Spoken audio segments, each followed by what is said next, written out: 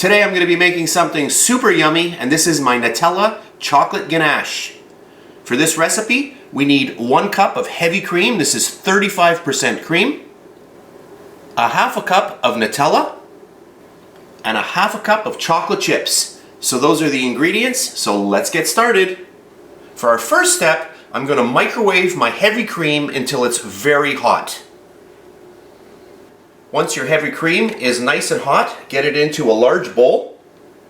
To that, I'm going to add in all of the chocolate chips.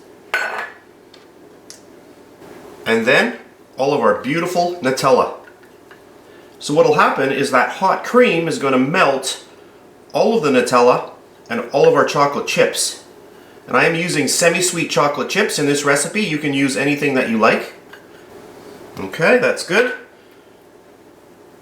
And at this point, I'm just going to let this sit for about a minute or so. Okay, so this is a couple of minutes later. And I'm just going to start stirring this very, very easily, just like this.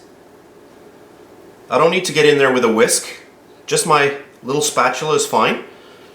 And I just slowly start spinning in the middle. And you can see all of that magic happening right there. All of that Nutella and chocolate is starting to combine. And you may be wondering why I also used chocolate chips in this recipe.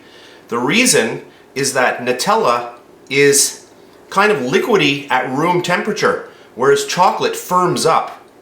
And if you use 100% Nutella in this, you're not going to have a firm final product.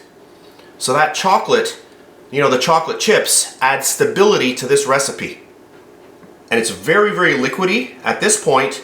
So in order to firm this up, I'm going to put this into the fridge. So this is about an hour and a half later. So I'll get in here with a spoon and I'm just going to show you how firm this is. I'll bring it up so you can see it.